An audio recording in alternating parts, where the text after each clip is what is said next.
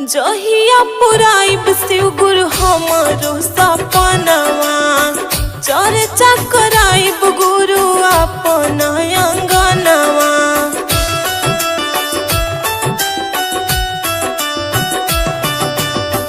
जहिया पुराइब शिव गुरु हमारो सपनवा, चर्चा कराइब शिव गुरु अपन अंगनवा। दया मांगब चर्चा करब करब हम न मनावा, दया मांगब चर्चा करब